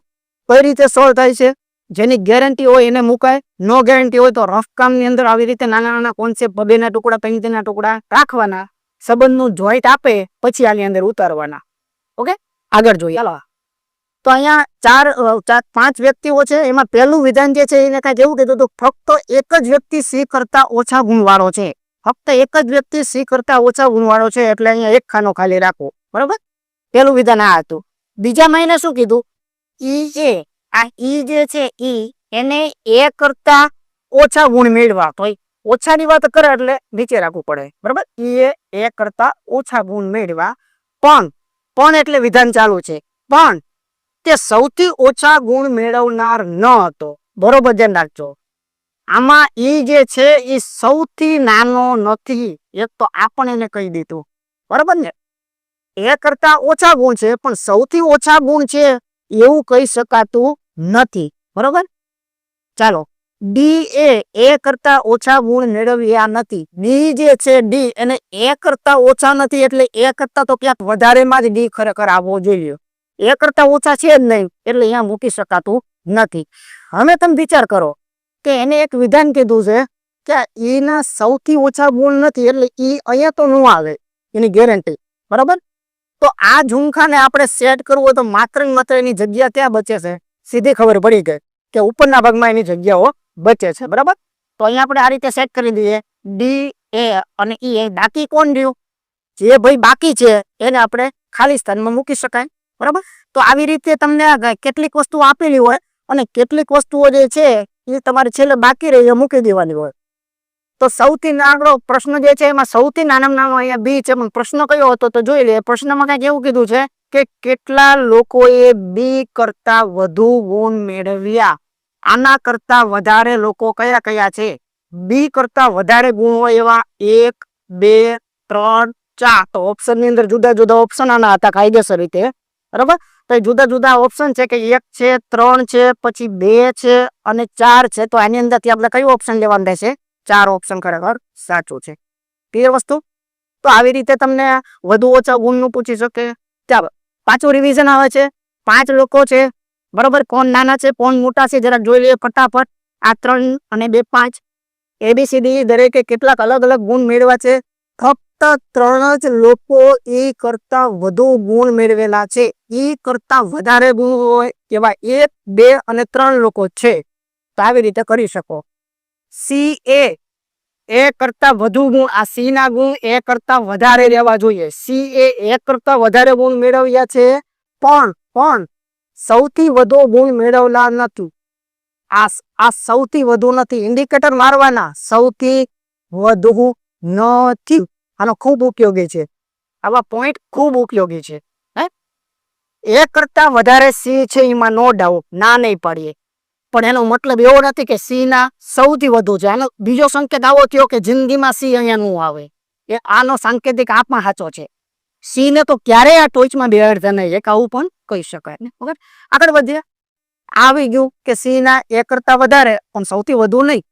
ડી પાસે અથવા તો ડી એ કરતા વધુ ગુણ ન હતા. જો ડી ના ગુણ આ એ કરતા વધારે ડી નથી, આ એ કરતા વધારેમાં ડી ક્યાંય આવો જ ન જોઈએ, તો ડી તો ક્યાંક નીચે જ હંમેશા રહેવો જોઈએ.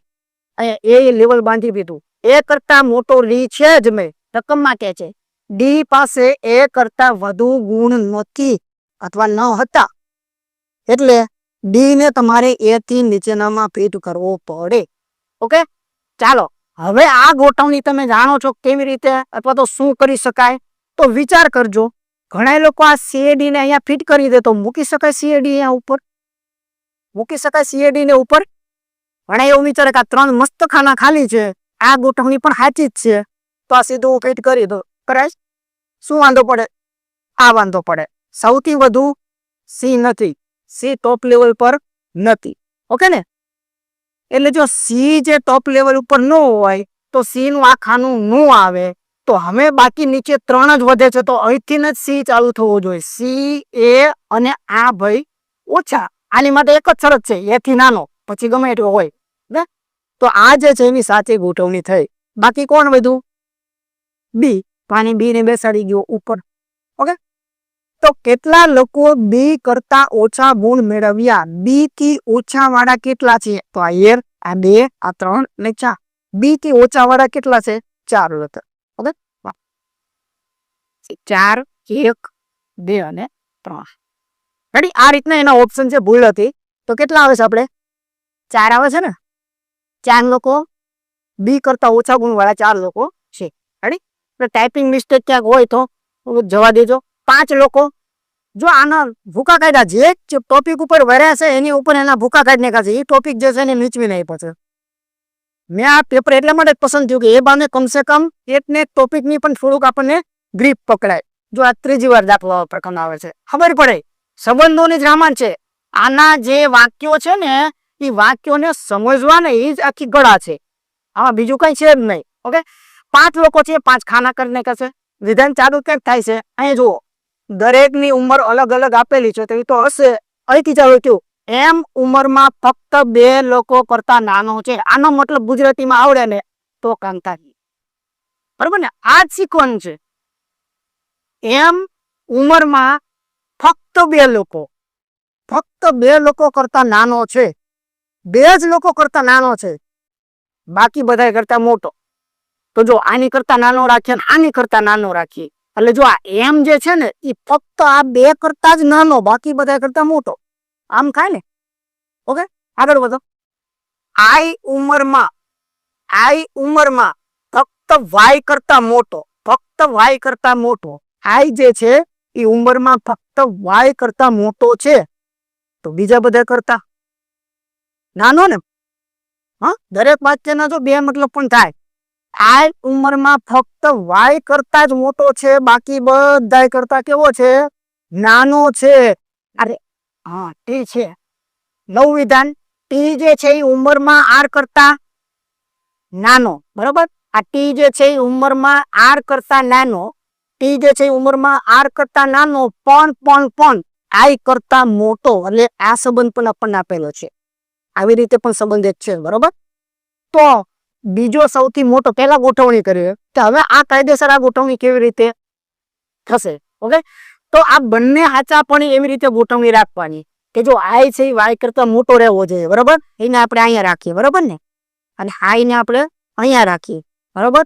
તો એની ઉપર શું આવશે? ટી અને આ. આવી રીતે થઈ જશે ને. એક આ વિધાનને વાંચજો, આઈ ઉંમરમાં ફક્ત વાય કરતા મોટો છે, બાકી બીજા બધા કરતા નાનો રહેવો જોઈએ. તો એનું પણ પાલન થાય છે. પછી આ નાના મોટા છે તો એનું પણ પાલન થાય છે. આનું તો પેલા ગેરંટી સાથે કહી દીધેલું હતું. તો આવી રીતે 5 લોકો બેસી ગયા હોવ તો પ્રશ્ન આપણો કાંઈક એવો છે કે 2 નંબરનો બીજો સૌથી, જો આ પૂછે છે ને, આ થોડીક વેરાયટી છે, આમાં બાળકો ભૂલ કરે છે. બીજો સૌથી મોટો કોણ? આને કહેવાય પહેલો સૌથી મોટો, આને કહેવાય પહેલો સૌથી મોટો આર, આને કહેવાય બીજા નંબરનો, એના પછી બીજો જો મોટો ગણવા જઈએ તો ટી. બરોબર? તો આનું અર્થઘટન ખાસ મહત્વનું છે કે બીજો સૌથી મોટો કોણ? પહેલો સૌથી મોટો તો આર છે, પણ એના પછી બીજો સૌથી મોટો કોણ છે? તો એ ટી છે, એ આપણે કહી શકીએ છીએ. તો આની માટે યોગ્ય જવાબ એ કહી શકાય. રેડી? તો સારા દાખલા છે, દરેકમાં કાંઈક કાંઈક લોજિક બદલે છે, દરેકમાં કાંઈક નવા વિધાનના મતલબ આપણને શીખવા મળે છે. આમાં વિધાનના મતલબ આવડે એ નો વાંધો આવે કે આને. ચાલો અહીંયા 5મો કે 4થો દાખલો, તુલનાત્મક ક્રમ. આ તુલનાત્મક ક્રમ રીઝનિંગ નો ટોપિક છે, આના કરતા નાનો, આના કરતા મોટો. ઓકે, ચાલો અહીંયા તમારા જે 5 લોકો આપેલા છે એમાં જોઈએ, દરેકની ઉંમર અલગ છે. આઈ એ ઉંમરમાં સૌથી મોટો નથી, આઈ એ સૌથી મોટો નથી, એટલે આ તો હું ગેરંટી સાથે કહી શકું કે આઈ કોઈ ટોચ ઉપર ન બેવે. બેન, આઈ ઉંમરમાં સૌથી મોટો નથી, એટલે અહીંયા આઈ તો હું નહીં જ મૂકું. આગળ વધો. ચાલો, આર કે ઉંમરમાં ટી કરતા નાનો છે. આર જે છે ને આ ટી કરતા નાનો છે, પણ એટલે વિધાન ચાલુ છે. વાય કરતા મોટો છે, વાય કરતા મોટો છે, એટલે કોની વાત છે? આ આર ટી કરતા નાનો પણ વાય કરતા મોટો. વાત આર ની હતી. આવા પોઈન્ટ સમજવાના હોય છે. ઘણાને ભાષા ન સમજાય, ઘણી વખત આ વાય નહીં મૂકી દે તો ન ચાલે. વાત કોની છે ને બહુ મહત્વની છે. વાત આર ની હતી. ઓકે, આર કેવો છે? તો કે ટી કરતા નાનો પણ વાય કરતા મોટો, તો આમ જ થાય. ઓકે, ચાલ. આઈ એ ઉંમરમાં એમ કરતા મોટો છે. આઈ જે છે ને, આ આઈ ની અહીંયા બાજુમાં લખી નાખો છું. આઈ જે છે ને એ ઉંમરમાં એમ કરતા મોટો છે. બરોબર? તો વાય એ ઉંમરમાં સૌથી નાનો નથી. આ વાય રહ્યો ને એ ક્યારે અહીંયા તો મૂકતા જ નહીં, સૌથી નાનું નથી. તો આ 2 ડેટાના આધારે તમારે હવે સેટ કરવાનું છે. આટલો ડેટા તમને આપેલો છે. આઈ કે હું અહીંયા નહીં દેવું, વાય કે હું અહીંયા નહીં દેવું. બેહાડવામાં તો ઘણું બધું થાય, કારણ ટી આર વાય આમે થાય, ટી આર વાય આમે હું કરું, ટી આર વાય આમે હું કરું, પણ સાચું હું ક્યારે પડીશ? કાંઈ વાંધો નહીં, અખતરો કરાય. અખતરો કરવામાં કઈ જાય નહીં, હમણાં તરત જ ખ્યાલ આવી જશે. હા, એને એક તો આ ગોઠવણી થઈ, આ ગોઠવણી થઈ ને. હવે આના સિવાય બીજી ગોઠવણી કરવા જઈએ તો કોકને ને કોકને તકલીફ પડશે. ખાસ કરીને કાં તો આઈ ને કાં તો વાય લે. ટ્રાય કરજો, કેમ કે આ 2 લોક થઈ ગયા છે. આ 2 તો 2 વાર ના જ પાડે છે. તો સૌથી મોટો આમાં ટી જે છે એ આવશે. બરોબર? આનો જવાબ આપણે ટી જે છે એ નક્કી રાખજો. અત્યારે બીજું આમાં કઈ વધારે નથી ઓલું કરતા, કેમ કે 5મી વખત દાખલો જે છે એ અત્યારે હવે હું મારા ખ્યાલથી હવે નથી ગણવાની જરૂરિયાત, પણ તમે ગણજો દરેક. હા, એક ખાસિયત હતી કે બધામાં પૂછવા માટેની થોડીક વેરાયટી અલગ અલગ હતી. બધાની અંદર જે સિરીઝ અને શ્રેણીની વાત કરીએ તો આ પેપરની અંદર લગભગ 6-7 શ્રેણી પૂછી છે. તમે ખાલી અવલોકન કરજો. શ્રેણી તો એક વિશાળ આખો ટોપિક છે, એની ઘણી મેથડો છે. વર્ગ, ઘન, તફાવત, તફાવતનો તફાવત. બરોબર? આવી કેટલા પ્રકારના લોજિકો છે. અલ્ટરનેટ શ્રેણી એક મૂકી એક છોડીને ચાલતી હોય એવી એની ઘણી બધી પેટર્નો છે. પણ આખા પેપરની અંદર આમાં જુઓ, કોન્સ્ટેબલમાં જુઓ, પીએસઆઈમાં જુઓ, બધામાં ઓનલી ફોર એક જ તેનું બેઝિક પોઈન્ટ છે. પહેલામાં પહેલીની મેથડ તફાવતથી સોલ્વ કરો. અહીંથી જ બધી વસ્તુઓ પૂરી કરેલી છે. ઓકે, તો તમે શ્રેણીમાં થોડી ઘણી વિવિધતાઓ વર્ગ ઘન સુધી ગયા હોય તો તમારે લગભગ આનો માર્ક ક્યાંય કપાય નહીં. આ તો બધી ના પૂછાય પણ એને પૂછેલી છે. બરાબર? તો પહેલામાં પહેલું તો આવી ગયું છે એનો તફાવત ચેક કરો તો 4 ઘટ્યા.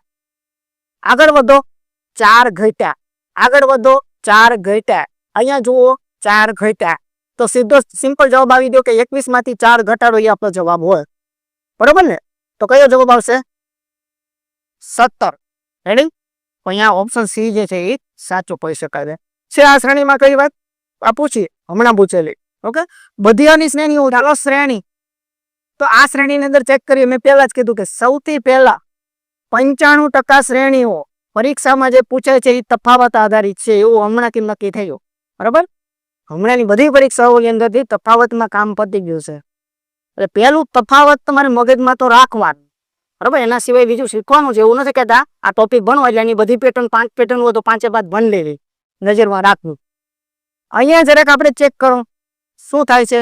કેટલાનો ગેપ તમને દેખાય છે? 8નો. વધ્યા ને? પછી આમાં 8 નાખો તો 21 આવ્યા, આમાં 8 નાખો તો 29 આવ્યા, 29 માં 8 નાખો તો 37 આવ્યા, તો 37 માં 8 નાખો એટલે જવાબ આવે, બરાબર ને? 7 14 ને 15 પાંચડા વાળો જવાબ, પાંચડા વાળો જવાબ 45 નો સરવાળો થશે. રેડી? ઓકે, જો આ વસ્તુ પૂછાઈ ગયેલી, પૂછે છે ને, હજુ પણ બેઝિક પૂછે છે, એવું નથી કાંઈ નથી પૂછતા. પછી આપણે મોટા હાઈ લેવલના દાખલાઓમાં જ પડ્યા રહીએ સતત, અને આ કોન્સેપ્ટ મગજમાં, આમાં પછી ઊંચા ઊંચા વિચાર કરવા માંડે કે આમાં ઘન થયેલો છે, વર્ગ થયેલો છે, એ નહીં, પહેલા આ કરો પછી બીજી વાત કરો. સીધા ઘન ને વર્ગ થયેલા છે એવું ન વિચારો. આ જે છે શ્રેણી આપેલી છે, ફરી પાછું રિવિઝન કરીએ. શ્રેણી જોઈને ખબર પડી જશે કે આમાં મિત્રો 10 નાખેલા છે, અહીંયા મિત્રો 10 નાખેલા છે, અહીંયા મિત્રો 10 નાખેલા છે, અહીંયા પણ 10 નાખેલા છે. તોય વિદ્યાર્થી કહે છે કે નથી આવડેલું. શું કરવું જોઈએ? હું એમ કહું છું, આવું પેપરના દાખલા લખે છે, આ વગર પેપરના હાથે બનાવેલા નથી, બરાબર? આ પૂછાયેલા સીસીનું જે હેન્ડીકેપનું પેપર હમણાં તાજેતરમાં જે ગયું ને, એની અંદર પૂછેલા દાખલાઓ છે. આ બધા દાખલાઓ તમે લેવલ જુઓ, બરાબર? તો આ વેરાયટીઓ જે છે ને ભાઈ, આમાંથી મેક્સિમમ આપણને કવર થઈ જતો હશે એક્ઝામમાં, પણ આપણે નથી કરતા હોતા આવું ઘણી વખત. ચાલો જવાબ આવી ગયો ભાઈ, ઉમેરો થાય છે ને, ઉમેરો થતો હોય તો આપણે અહીંયા +10 કરીએ તો કયો જવાબ આવે છે? 55. રેડી? હવે તમે પણ તૈયાર રહેજો, ક્યાંક રિવિઝન આવશે, તમારો ઉપયોગ કરો. રેડી? ફટાફટ ઉકેલો. કેટલા? 23. સંબંધ કયો? 3 વૈધા, 3 વૈધા, 3 વૈધા, 3 વૈધા, 3 વૈધા એટલે 23. ઓકે, શ્રેણી ફટાફટ સોલ્વ કરો. ચાલો, આટલો આ આટલો આટલો જ ચાલે છે, આટલો જ ચાલે છે ને, આટલો વધે છે તો 39 વત્તા 8, 8 નું 17 સાંકડા વાળો જવાબ, બરાબર? એટલે કેટલો આવશે? 47. નીચે આપેલી શ્રેણીની અંદર પ્રશ્નાર્થની જગ્યાએ શું આવે? તો શ્રેણી તમે જોઈ શકો છો 25, 21, 17, 13, 9 ઘટે છે, પણ કેટલા ઘટે છે? ચોગડો. અહીંયા -4, -4, -4, તો 9 - 4 = 5. રેડી છે? જેટલી શ્રેણી જોઈ બધાની ખાસિયતો. બહુ સારો દાખલો છે જેનું નામ છે માહિતીની પર્યાપ્તતા. આપણે ઓલી વિશ્લેષણની એ બધી વાતો કરીએ છીએ ને, એ બધું આમાં આવી જાય મિક્સમાં. હા, માહિતીની પર્યાપ્તતા, જરૂરિયાત. કોઈ ડેટા આપવામાં આવે અને એ ડેટા એટલો પર્યાપ્ત છે, એટલો જરૂરી છે કે નથી દાખલાને સોલ્વ કરવા માટે, બરાબર? તો આ માહિતીની પર્યાપ્તતા એ ખરેખર છે શું? તો કે જે ગણિતના બેઝિક કોન્સેપ્ટો છે અથવા જે રીઝનિંગના બેઝિક કોન્સેપ્ટો છે એના ઉપરથી એને તોડી અને એક આવી રકમ આખી બનાવવામાં આવે છે. કોઈ રકમને તોડવામાં આવે છે, બરાબર? એના 2-3 ટુકડા કરવામાં આવે છે. અહીંયા એને 2 ટુકડા કરેલા છે, 1 અને 2 ટુકડા, બરાબર? 1 અને 2 વિધાન. પછી એક પ્રશ્ન બનાવવામાં આવે છે, તો એ પ્રશ્નનો જવાબ આ બંને વિધાન શું આપી શકશે કે નહીં આપી શકે, એને માહિતીની પર્યાપ્તતા કહેવાય. તો નાનો મોટો કોન્સેપ્ટ છે. ચાલો, એક બગીચામાં 4 બાળકો, અહીંયા કીધેલું છે વર્તુળાકાર છે, 4 બાળકો વર્તુળાકાર બગીચાની અંદર બેઠા છે અને કેન્દ્ર તરફ તેમના મોઢા છે. એટલે એક ક્લિયર વસ્તુ થઈ ગઈ કે વર્તુળાકાર 4 બાળકો બેઠા હોય તો એને આમ પરફેક્ટ બેસાડો, આડાવડા બેસાડવાની કોઈ જરૂરિયાત નથી. 4 બાળકો વર્તુળમાં બેઠા છે. આ સૂચનામાંથી મને એટલું જાણવા મળ્યું, બરાબર? હવે કેમ બેઠા છે એના માટેના નિયમને ખાસ ફોલો કરીએ. પેલું વાંચીએ, ની તરત ડાબે. જો તરત શબ્દ જે છે ને આમાં ખૂબ મહત્વનો છે. તરતનો મતલબ એવો થાય કે 2 ના વચમાં પછી કોઈ બીજું હોવું જોઈએ નહીં, એને કહેવાય તરફ, બરાબર? તો જે છે ને એ ની તરફ. તો પહેલા તો આ ટોપિક વર્તુળની ગોઠવણી વાળો જે છે ને એમાંથી ખેંચેલો છે. જે લાઈનમાં ગોઠવણી ને વર્તુળમાં ગોઠવણી, આ કોન્સેપ્ટ છે રીઝનિંગનો. તો વર્તુળની ગોઠવણીનો નાનામાં નાનો દાખલો એટલે 4 લોકોને બેસાડો, બાકી તો 6 લોકો બેસતા હોય ને આખે બેસતા હોય, બરાબર? એવા દાખલા છે સ્પેશિયલ, તો એને નાનો પૂછ્યો હોય. હવે આ 4 જ્યારે બેસવાના હોય ત્યારે વર્તુળની ગોઠવણીમાં સૌથી પહેલું તો તમને આ યાદ હોવું જોઈએ, આપણા જમણાને જ જમવું કહેવાય ને આપણા ડાબાને જ ડાબું કહેવાય. પહેલાં તો એક આ ડાબા જમણાનો ખ્યાલ પહેલાં મેળવી લેવો પડે, તો જ લોકો બેસે, બાકી બેસી જ ન શકે. હા, કેમ કે આ ડાબા જમણા ઉપર તો આ બેઠક વ્યવસ્થા આખી છે, તો આપણને ખબર ન હોય કે ડાબું કોણ ને જમણું કોણ, તો અમે કેમ બેહાડવા?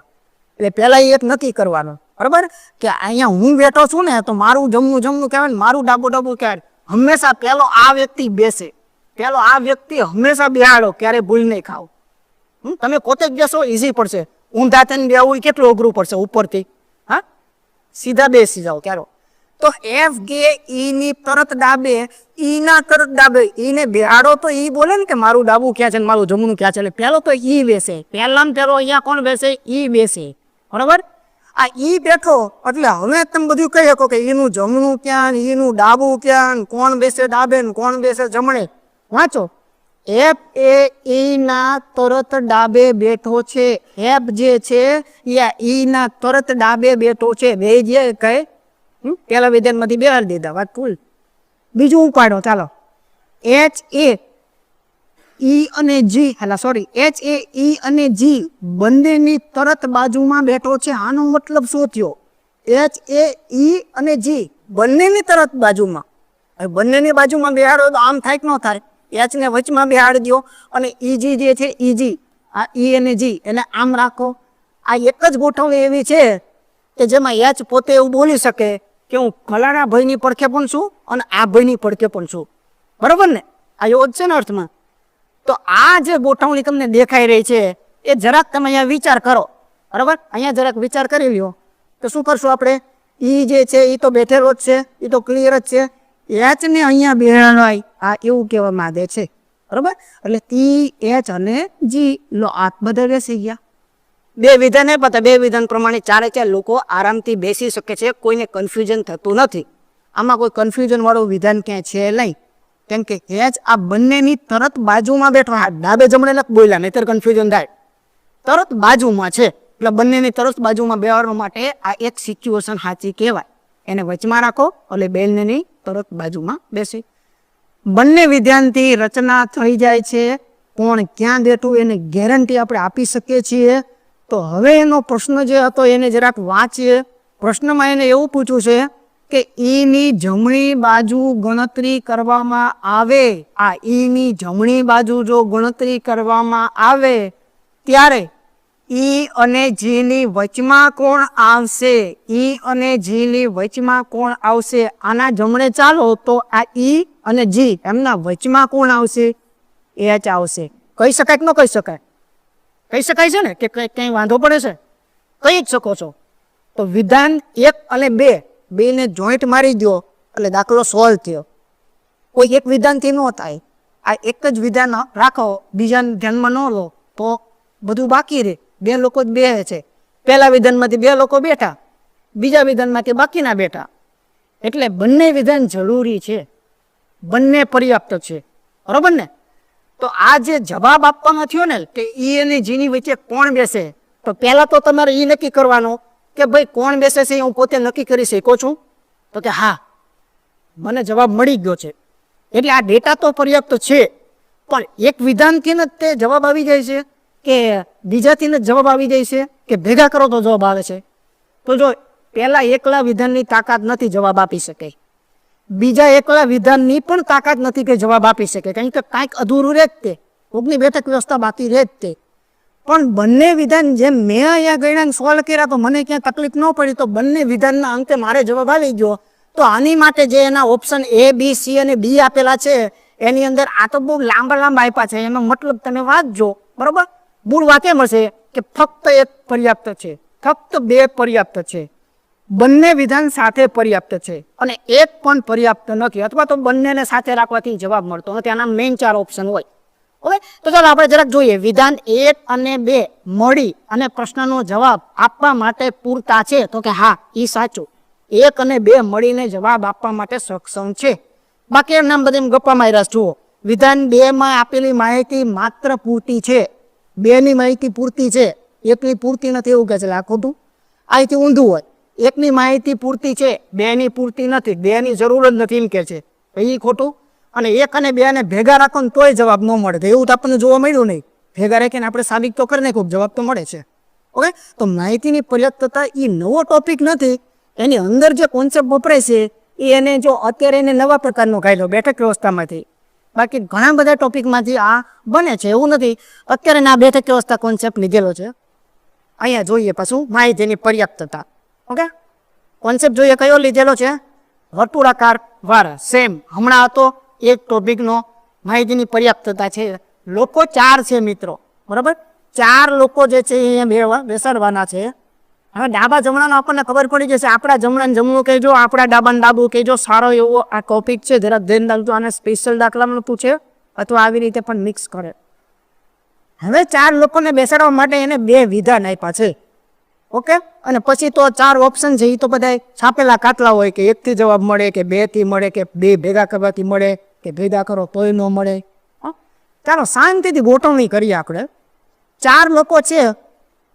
ઓ એ ક્યુની જમણી બાજુએ બીજા સ્થાન પર બેઠો છે. ઓ ક્યુની જમણે, તારા ક્યુ બેવે તો ખબર પડે ને કે ક્યુનું જમણું કયું ક્યુનું ડાબું કયું. એટલે સૌથી પહેલા ક્યુને ઉપાડો, પહેલા ક્યુને બેહાડજો. એટલે ક્યુનું ડાબું નક્કી થઈ ગયું, ક્યુનું જમણું નક્કી થઈ ગયું. ઓને બેહાડવાનો છે. ક્યુના જમણી બાજુમાં 2 નંબર, ક્યુના જમણે 1, ક્યુના જમણે 2. અહીંયા ઓ બેસે.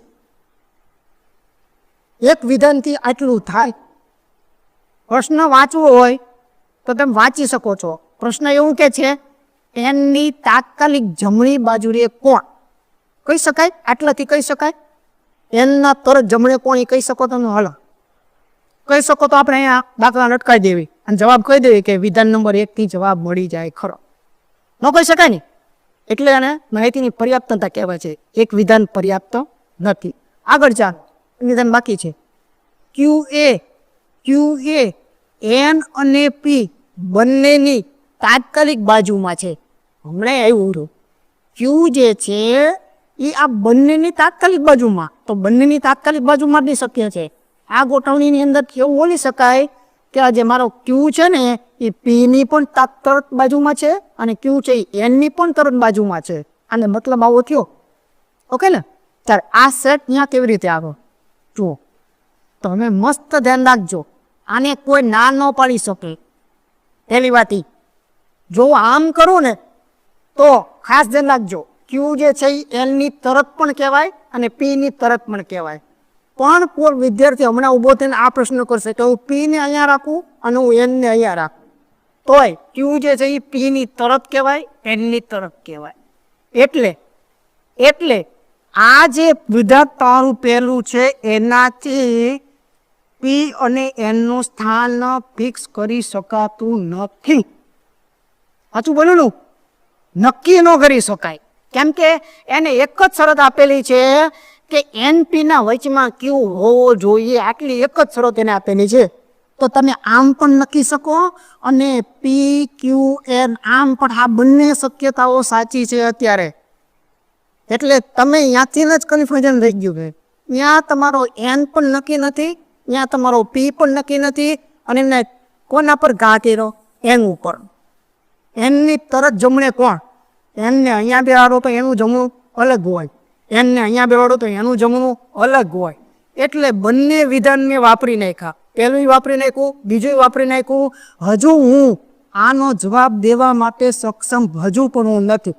હજુ હું કહી શકું નહીં કે એનના તાત્કાલિક જમણે કોણ બેસે. એ તો એન દેવે તો ખબર પડે. એન બેસતું જ નથી. એન ઘડીક કે હું અહીંયા બેસું, ઘડીક કે હું અહીંયા બેસું, એન બેસતો નથી. ઓકે, તો આના ઉપરથી કયું નક્કી થયું? બધું વાપરી નાખ્યું તો હજુ જવાબ મળતો નથી. તો બંને વિધાનો અપૂરતા છે, આવું પણ કહી શકાય. બંને વિધાનો વાપરવા છતાંય જવાબ મળતો નથી. બરાબર? તમે એનું લાયક કોઈ ગોતી પાડો. 1 અને 2 માં આપેલી માહિતીને એક સાથે લેતા પ્રશ્નનો જવાબ મળતો નથી. આ સાચું બોલે છો? બંને વિધાનોને એક સાથે લઈ લો તો જવાબ મળતો નથી. બીજું વાંચવાની જરૂરિયાત નથી. આ ક્લિયર વસ્તુ થઈ ગઈ. તો કેવા પ્રકારની રચના થાય એવા પ્રકારનો જવાબ દેવો પડે. જરૂરી નથી કે બંને વાપરવાનો જવાબ આવી જતો હોય. એ જેવી રકમ એના પર છે. તમને ત્રીજો દાખલો, આમાં માહિતીની પર્યાપ્તતા ટોપિક લગભગ ભણી ગયો કેટલો. એના કોન્સેપ્ટ જ શીખવાનો હતો. બાકી અંદરનું મટીરિયલ તો ટોપિક છે. એનો મૂળ કોન્સેપ્ટ શીખવાનો છે કે ક્યારે 1 થી જવાબ, ક્યારે 2 થી જવાબ, અને કઈ કન્ડિશન પસંદ કરવી નહીં. પસંદગી માટેનું આ ત્રીજી તક તમારી સામે છે. ચાલો લોકો 4, બરોબર, 1, 2, 3, 4. આપણા જમણાને જમણું કહો, આપણા ડાબાને ડાબું કહો. વિધાન નંબર 1 જોઈએ પહેલા. ડબલ્યુ એ વી ની તત્કાળ એટલે તરત. ડબલ્યુ એ વી ની તરત જમણે બેઠો છે. વી ની એટલે પેલા વી ને તો બેહાડો. આ વી બેઠો. વી ના તરત જમણે ડબલ્યુ લઈ લ્યો. આ વી ના તરત જમણે ડબલ્યુ લઈ લો. આ લઈ લીધો. વિધાન નંબર 1 પૂરું. ઓકે, આના અર્થ આવડે ને એટલે આનાથી આનું મૂળ ટોપિક આવડે. મૂળ ટોપિક પણ અત્યારે આમ ચાલુ છે એવું જ લાગે આપણને. યુ એ ડબલ્યુ ની તરત જમણે. યુ જે છે ને એ આ ડબલ્યુ ની તરત જમણે. જો આ જમણું આમ યાદ રાખજો. જો આ તીર છે ને આમ ચાલો એટલે એ બધું જમણું હોય. એને ઘડિયાની ઊંધી દિશા કહેવાય. પછી જેમ યાદ રાખવાવાળા બધી રીતે રાખતા હોય. આમ જેટલા ચાલ કરો ને એમ જમણું આવે, આમ જેટલા ચાલ કરો ને ડાબું આવે. તો ડબલ્યુ ના તરત જમણે બિહાડવાનો છે યુ ને ભાઈ. એ આવી રીતે. તો આ બંને વિધાનો પૂરા થઈ ગયા. એક ખાનું ખાલી રહ્યું. હવે શું કરું? વિધાન તો પતી ગયા. હા, મૂકી શકાય ને? મફતમાં મૂકી શકાય. ઘણા પાસે એમ ન કરે 2 વિધાન પતી ગયા, હજુ ઓલા પણ કોણ બેસી તો ખબર નથી, એટલે કે માહિતી અપૂરતી છે. માહિતી અપૂરતી નથી ભાઈ. આપણે શીખેલા છીએ. ઓલા ઊંચા નીચેમાં એકાદું બાકી હોત આપણે અહીંયા શું મુકાઈને ખબર છે, તો અહીંયા એ જ પેટર્ન ચાલે છે. ચાલો કોણ બાકી છે? બસ. તો આ સ્વેચ્છાએ બેઠો છે ને કમ્પ્લેટ ગેરંટી સાથે બેઠો છે. હટે ઘટે નથી બેઠો. ગેરંટી સાથે. એક જ ખાનું ખાલી હતું અને એક જ માણસ ખાલી હતો, માટે અહીંયા બેસાડ્યો. ઓકે, હવે આપણે વિચાર કરીએ કે એને માગ્યું શું, પહેલા તો એ જોઈએ. બરાબર? તો એને માગ્યું છે શું ને એ જરાક આપણે વિચાર કરીએ. તો વિના તરત ડાબે કોણ બેઠું છે? આ તમે કહી શકો એમ છો કે નહીં, પેલા એ નક્કી કરજો. વિના તરત ડાબે કોણ છે? આ વી છે. એના તરત ડાબે કોણ છે? તો જવાબ આપી શકાય છે ને? બરોબર ને? પણ એવું વિચારો કે એક વિધાન લખેલું હતું, જ્યારે એક જ વિધાન હતું કે ડબલ્યુ અને વી આ 2 જ લોકો બેઠેલા હતા. ડબલ્યુ અને વી આ 2 જ બેઠેલા હતા. એ વખતે તમને કોઈક એવો પ્રશ્ન કર્યો હોત કે આ વી ના તરત ડાબે કોણ છે, તો કેત કે ન કે પેલા નક્કી કરો. કોઈ કાળે ન કહી શકતા. 2 સ્થાન ખાલી છે એટલે ટી અહીંયા હોય, ટી અહીંયા હોય. આ તો બીજા વિધાને ફાઇનલ કીધું કે હું અહીંયા છું એમ. બરોબર ને? એટલે 2 વિધાનની જરૂરિયાત તો છે જ. તે કોઈ એકથી બધું કામ પતે એવું આમાં લાગતું નથી. જવાબ મળે છે એ ગેરંટી છે. આનો જવાબ ક્લિયર છે. ઓકે, તો 2 વિધાન વાપરવાથી જ મળે છે. કોઈ એકથી મળેલું હોય એવું નથી આપણને લાગતું. બરાબર? બંને વિધાન વાપર્યા પછી જો નારાજગી મળે તો એમ કહેવાય કે તમે બધા ડેટા આપ્યા અપૂરતા છે, હજુ કાંઈક મારે જોઈ છે.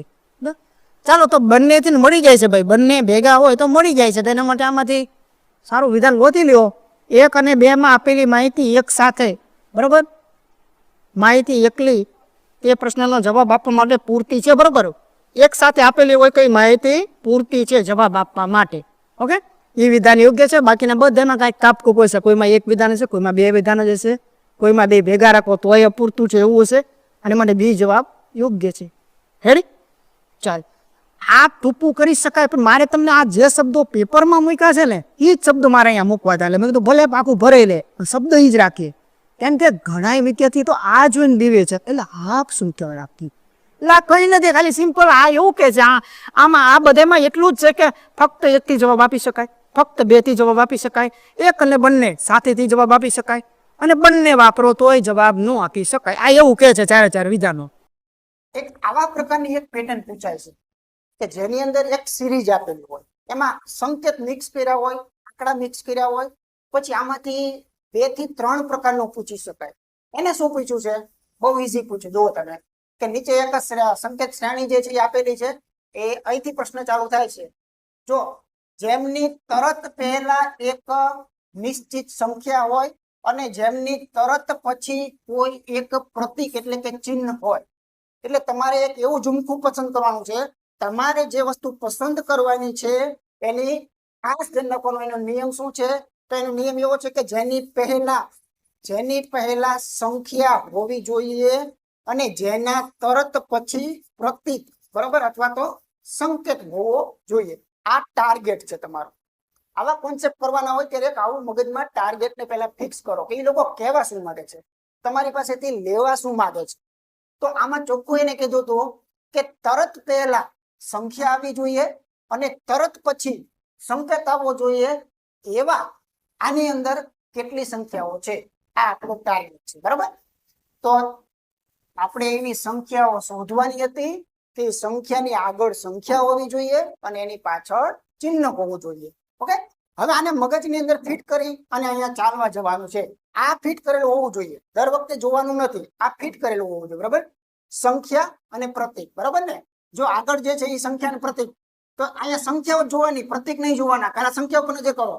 આગળ સંખ્યા નથી, જવા દો. આગળ સંખ્યા યસ, પાછળ પ્રતીક છે. આને પકડો, આને પકડી લો. આગળ સંખ્યા, પાછળ પ્રતીક છે. તગડો છે એ એવો છે કે એની આગળ સંખ્યા છે અને તગડાની પાછળ પ્રતીક છે. એ જ આપણો ટાર્ગેટ છે. ટાર્ગેટને નહીં ભૂલતા. સંખ્યા અહીંયા જાઓ, આને કઈ ન જોવાનું હોય. આ સંખ્યા છે, આગળ સંખ્યા નથી. આગળ સંખ્યા, પાછળ પ્રતીક છે. પકડો, બરાબર, ને પકડો. આગળ સંખ્યા છે, પાછળ પ્રતીક છે. ચાલો આગળ વધો. આંકડાને પકડો, આગળ સંખ્યા નહીં. સાતડાને પકડો, આગળ સંખ્યા નહીં. નવડાને આગળ પકડો, સંખ્યા નહીં. પાંચડાની આગળ સંખ્યા નહીં. તો તમને બે એવા ટાર્ગેટ મળ્યા અને ટાર્ગેટનું નામ શું હતું? તગડો અને છગડો. આ બે એવી સંખ્યાઓ છે કે તગડાની આગળ પણ સંખ્યા છે, તગડાની પાછળ કોઈ પ્રતીક છે. તગડાની આગળ કોઈ સંખ્યા છે, તગડાની પાછળ કોઈ પ્રતીક છે. રેડી ને? બે ટાર્ગેટ મળ્યા. તો જવાબ કયો આપણે આવશે? એ ઓપ્શન સાચું. રેડી? તો એક આવી રીતે પૂછી શકે છે કે ફલાણાની આગળ, પછી આમાં બધી વેરાયટી કરી નાખે કે આમાં એવી કેટલી સંખ્યાઓ છે જેના આગળ પ્રતીક, પાછળ પ્રતીક. આમાં એવી કેટલી સંખ્યાઓ છે જેની આગળ સંખ્યા, પાછળ સંખ્યા. એ પછી વેરાયટી છે. એવું કાંઈ પણ કરી શકે. રિવિઝન પણ પેટર્નમાં માઇનોર ફરક હોઈ શકે. એક શ્રેણી આપી છે, એની જો લખ્યું છે બધી સંખ્યાઓ એક અંકની છે, એટલે ભલા થઈને કોઈ આને 43 ને 38 46 એવું ન વાંચે, એને કહી દીધું બધી સંખ્યા એક જ આંકડાની છે. ઓકે, થોડી જગ્યા પણ રાખેલી છે. આ શ્રેણીમાં એમ કે છે, અને જુઓ તો ખરા, નાના છોકરાને આ વસ્તુ પૂછાય, આપેલ શ્રેણીની અંદર તગડા કેટલા છે? આ એક તગડો. હા, આગળ જાઓ જાઓ જાઓ. આ બીજો તગડો. પૂરું. તો આપેલ શ્રેણીમાં બે તગડા છે. પૂછેલું છે તો શું કરીએ? ચાલો આગળ જોઈએ. આ પેટર્ન રિવિઝન કરીએ. એક શ્રેણી આપેલી છે લાંબી લાંબી. આ બધા અંકો જે છે એક અંકની સંખ્યા દર્શાવે છે. ધ્યાન રાખજો, એક અંકની સંખ્યા દર્શાવે છે. પ્રશ્નને જોઈએ. આપેલ શ્રેણીમાં કેટલા સાતડા છે? બોલો. ખાલી સાતડા ચેક કરો. એક, બે. પૂછે છે, શું કરવું ત્યારે? પૂછે ભાઈ. ચાલો આગળ. ચાલો ફરીથી જોઈએ. આ ડાબી બાજુ કહેવાય, આ જમણી બાજુ કહેવાય. એક સંકેત અને અંકવાળી મિક્સ શ્રેણી આપેલી છે. ટાર્ગેટ આપણે પકડીએ. ટાર્ગેટ ખૂબ મહત્વનો હોય છે. એવી કેટલી સંખ્યાઓ છે જેઓની તરત પહેલા, એવી કેટલી સંખ્યાઓ છે, એટલે તમારે સંખ્યા માંગેલી છે, ધ્યાન રાખજો. એવી કેટલી સંખ્યાઓ છે કે જેની તરત પહેલા, બરોબર ધ્યાન રાખજો, ચિહ્ન આવવું જોઈએ. તરત પહેલા ચિહ્ન આવવું જોઈએ અને તરત પછી એક સંખ્યા આવવી જોઈએ. તો પછીના માટે સંખ્યા. આ ટાર્ગેટ બનાવ્યો મેં. આ ઝુમકું મેં બનાવ્યું. આ ઝુમકાને હું ચેક કરીશ. ચેક કરવા માટે હું શું ચેક કરીશ? સંખ્યાઓ ચેક કરીશ, કેમ કે મારી પાસે સંખ્યા માંગી છે.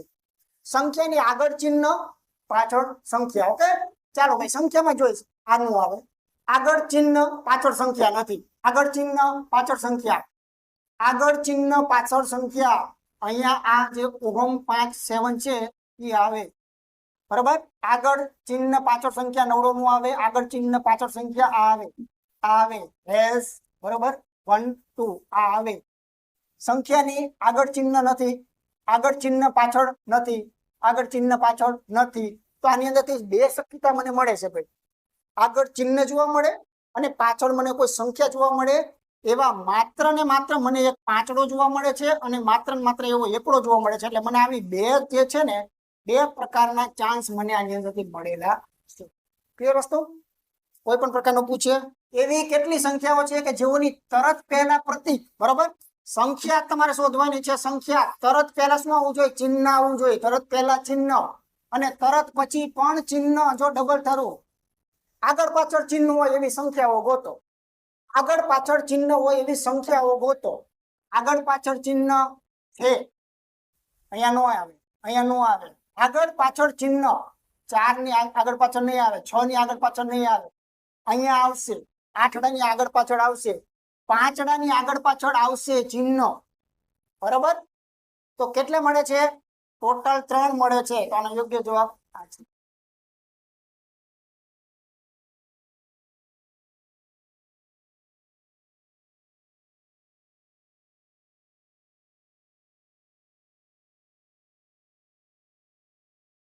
ચાલો આ ટોપિક જે છે એ કયો છે?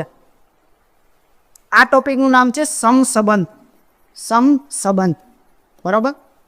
રીઝનિંગની અંદર આવો સમસંબંધનો ટોપિક છે જે તમને આ પ્રકારે પૂછી શકે છે. એમાં એને આવું 2 નો સંબંધ આપ્યો છે. ઘણી વખત 2 સંખ્યાનો સંબંધ આપે, ઘણી વાર 3 સંખ્યાનો સંબંધ આપે. આ પેપરમાં એને મેક્સિમમ 4 સંખ્યાઓનો સંબંધ આપેલો હતો અને આવો સંબંધ એને અહીંયા ઓળખવા માટેનું કીધેલું હતું. આની રકમ બહુ મોટી હોય, આ રકમને વાંચવા જવાની કોઈ જરૂરિયાત જ નથી હોતી. એમાં એક બેઝિક માહિતી હોય છે કે આનું આમ નામ કરજો તમે, બરોબર છે. બધાની કોમન માહિતી હોય છે, એ વાંચવાની જરૂરિયાત નથી.